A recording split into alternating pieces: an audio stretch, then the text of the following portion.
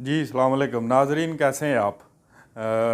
मरीम नवाज़ को एक टास्क दिया गया है स्पेशली तौर पे। उस पर थोड़ी सी आज डिस्कशन करेंगे। और शेख रशीद की लाल हवेली जो है वो क्यों सील गई की गई है। दूसरे नंबर पे पेट्रोल की जो कीमतें बढ़ाई गई हैं इसकी क्या वजह है। सबसे पहले आते हैं मरीम नवाज़ अब पाकिस्तान में वापस आ गई हैं। वो PMLN को असर नो तश्कील देंगी, उसको स्ट्रॉन्ग करेंगी, पार्टी की तंजीम साजी करेंगी, पार्टी के जो नाराज़ लोग हैं उनको मनाएंगी। और सबसे पहले मियाँ नवाज़ शरीफ ने जो मरीम नवाज़ को टास्क दिया वो शाहिद खाकान अब्बासी की के तहफ़्फ़ुज़ात दूर करने का है। शाहिद खाकान अब्बासी के नाराज़ होने की जो वजह मुझे कल रात पता चली है वो बड़ी मज़ेदार है। ये है कि शाहिद खाकान अब्बासी PMLN के सीनियर नायब सदर थे। उस ओहदे से उनको हटाया गया है और शाहिद खाकान अब्बासी की जगह मरीम नवाज़ को PMLN का सीनियर नायब सदर भी बनाया गया, साथ चीफ ऑर्गेनाइज़र भी बनाया गया। ये शाहिद खाकान अब्बासी के नाराज़ होने की सबसे बड़ी वजह है जो अब तक की इतलात के मुताबिक मुझे सॉलिड इंफॉर्मेशन मिली है। ये है अब मरीम नवाज़ को मियाँ नवाज़ शरीफ ने यह टास्क दिया है कि शाहिद खाकान अब्बासी के तहफ़्फ़ुज़ात दूर करें और उनको मनाएं। मियाँ नवाज़ शरीफ ने, आपको याद होगा, शाहिद खाकान अब्बासी मरी से जिस हलके से इलेक्शन लड़ते थे वहाँ से वो हार गए थे। फिर लाहौर में हमज़ा शहबाज का जो हलका है लाहौर अंदरून शहर का, उस हलके से दोबारा ज़िमनी इलेक्शन लड़वाया हमज़ा की सीट खाली होने के बाद। हमज़ा क्योंकि MPA रह गए थे, वो MNA वाली सीट उनकी खाली हो गई थी, तो फिर वहाँ से इलेक्शन लड़वाया दोबारा मियाँ नवाज़ शरीफ ने। शाहिद खाकान अब्बासी को लाहौर से MNA बनवाया। तो अब बेसिकली मकसद ये है बताने का कि नवाज़ शरीफ के बड़े क्लोज़ तरीन जो लोग हैं ना, चौधरी निसार के बाद इनका नंबर आता है, शाहिद खाकान अब्बासी का, ख्वाजा आसिफ का। ये नवाज़ शरीफ के क्लोज़ तरीन लोग हैं PMLN के। नवाज़ शरीफ हर काम इन लोगों की मशावरत से करता है क्योंकि ये लोग नवाज़ शरीफ से कोई एक्स्ट्रा बेनिफिट तो नहीं लेते, लेकिन पार्टी की हद तक जो बेनिफिट लेते हैं वो लेते हैं, लेकिन कोई गवर्नमेंट में आने के बाद कोई बड़े फ़ायदे नहीं लेते। मुखलस तरीन जो नवाज़ शरीफ के लोग दोस्त हैं ना, क्लोज़ तरीन, वो उनमें शाहिद खाकान अब्बासी का शुमार होता है। तो इसलिए मियाँ नवाज़ शरीफ ने मरीम नवाज़ को ये हदायत की है कि शाहिद खाकान अब्बासी के तमाम तहफ़्फ़ुज़ात जो हैं वो दूर किए जाएँ। शाहिद खाकान अब्बासी PMLN की तरफ से वज़ीर-ए-आज़म के उम्मीदवार भी बनाए गए। आपने देखा वो 1 साल नवाज़ शरीफ के बाद वज़ीर-ए-आज़म भी रहे। इसकी बड़ी वजह यही थी कि नवाज़ शरीफ सबसे ज़्यादा रिलाय करते थे शाहिद खाकान अब्बासी पर। हालांकि शाहिद खाकान अब्बासी का ताल्लुक भी रावलपिंडी से है। रावलपिंडी के लोग भी ज़्यादातर वैसे ही मशकूक हो जाते हैं, GHQ की वजह से करीब तरीन पड़ता है। फिर भी अब्बासी साहब नवाज़ शरीफ के साथ हर मौके पे डट के खड़े रहे हैं। अब्बासी का एक बड़े अरसे से मौक़िफ़ है कि हमें अदारों से लड़ाई नहीं करनी चाहिए, अदारों के साथ मिल के चलना चाहिए, काम करना चाहिए। और अब मरीम नवाज़ देखें अपने टास्क को कहाँ तक पूरा करती है, कब करती हैं। दूसरी साइड पे जो मुफ्ता वाली सिचुएशन है ना, वो थोड़ी सी डिफरेंट है। मुफ्ता का PMLN के लिए कोई कंट्रीब्यूशन नहीं है क्योंकि वो ज़िंदगी में कभी इलेक्शन नहीं लड़ा काउंसलर का।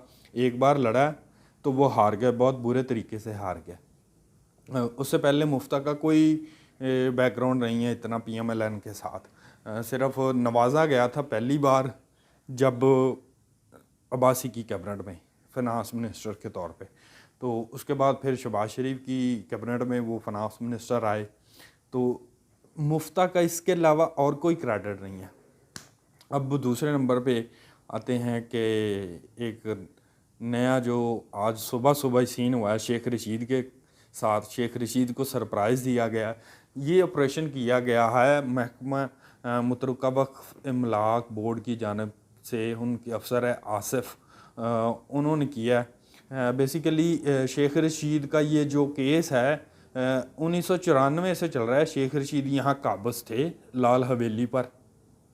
शेख रशीद, बदकिस्मती की बात है, मुतरका वक्फ इमलाक बोर्ड की जो जगह होती है वो लीज़ पे दी जाती है। जो महदूद तरीन किराया होता है, आप समझें कि वो आटे में नमक के बराबर भी किराया नहीं होता। शेख रशीद 1994 से लेकर 2023 तक 1 रुपया भी सरकार के खाते में नहीं देते रहे उस किराए की मद में। तो ये मुख्तलिफ दौर में अदालतों में केस चलता रहा, हर दौर में शेख रशीद बचता रहा क्योंकि हुकूमतों की सपोर्ट लेता रहता था। तो अब हुकूमत की, फ़ौज की, अदालत की कोई सपोर्ट नहीं है।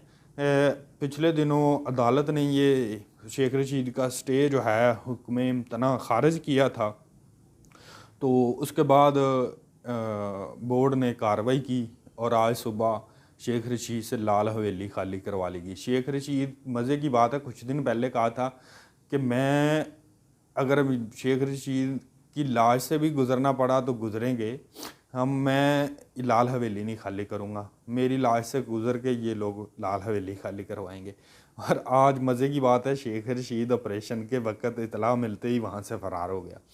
और लाल हवेली की तारीख बड़ी ना खौफनाक किस्म की है, दर्दनाक किस्म की है। यहाँ शेख रशीद ने रीमा से लेकर कई बड़ी अदाकारा, रेशम तक, सना, खुशबू, सबको बुलाया। और सबसे अहम बात है कि अदाकारा अंजुमन को भी इसने बुलाया था जब ये वज़ीर इत्तलात था मुशर्रफ दौर में। उस वक़्त अंजुमन को इसने लाल हवेली में बुलाया कि मैं आपको अवार्ड दूंगा। वो आपने स्टोरी सुनी होगी, बड़ी रटी गई है, घसी पिटी गई है स्टोरी। बहुत सारे लोगों ने इसको बार बार रिपीट किया। अंजुमन ने कहा कि मैं नहीं आ सकती लाल हवेली में, सुबह मैं माने सदर में आ जाऊँगी अगर मैंने अवार्ड वसूल करना है तो उस रात शेख रशीद ने रीमा को बुलाया लाल हवेली में। रीमा आ गई। सुबह अंजुमन को इतला दी गई कि आपको अवार्ड नहीं मिल रहा, आपको नेक्स्ट टाइम वो अवार्ड मिलेगा। तो वो जो अंजुमन को अवार्ड मिलना था वो रीमा को मिल गया। ये शेख रशीद का एक लाल हवेली से रिलेटेड बड़ा मशहूर किस्सा है जो ज़ुबान ज़द-ए-आम है। तो इस तरह के और कोई दर्जनों वाक़यात हैं। ख्वाजा सराब भी कई लाल हवेली में बड़े मशहूर ख्वाजा सराब आते जाते रहे हैं। आपको पता है शेख रशीद एक लुच्चा लफंगा मनचला किस्म का आदमी है। उसकी लाइफ ऐसी ही सारी उम्र गुजरी है इमरान ख़ान की तरह। इमरान ख़ान ने तो फिर 3 शादियां कर लीं, लेकिन शेख रशीद ने एक भी शादी नहीं की क्योंकि उसकी लाइफ वैसे ही गुजर रही थी शादियों के बगैर। बाकी इसके भाई जो हैं शेख रशीद के, वो शादीशुदा हैं। असल में लाल हवेली के 4 जो यूनिट हैं उन पर शेख रशीद का कब्ज़ा था। 3 और थे, 7 यूनिट थे जो कब्ज़ा ग्रुप थे इन पे। 3 लोग और 3 यूनिट पे और लोग थे और 4 आज सुबह खाली करवाए गए हैं, 3 मज़ीद खाली करवाए जाएंगे। अब एक और जो पेट्रोल से रिलेटेड है खबर, पेट्रोल मज़ीद 35 रुपये महंगा हो सकता है। पेट्रोल पहुंचेगा 285 से लेकर 90 तक, क्योंकि इस वक्त फेडरल गवर्नमेंट जो है उस पर IMF की तरफ से मुसलसल एक दबाव है कि अगर आप इस डील में रहना चाहते हैं तो आपको पेट्रोल और बिजली गैस की कीमतें बढ़ाना पड़ेंगी, नए टैक्सेस लगाना पड़ेंगे। मैं परसों वाले वीलॉग में भी यही बता चुका हूँ। असल मसला ये है कि पाकिस्तान की जो मौजूदा हुकूमत है बड़े संगीन और ख़तरनाक किस्म के पॉलिटिकल क्राइसिस और इकोनॉमी के क्राइसिस में फंसी हुई है। अगर ये लोग इस तरह के टैक्सेस नहीं लगाते तो ऑब्वियसली आपको पता है कि वैसे भी पाकिस्तान के पास जो रिज़र्व हैं वो तकरीबन ख़त्म हो चुके हैं और $3.5 अरब रह गए हैं। ये कुछ UAE के पड़े हैं, कुछ सऊदीया के पड़े हैं।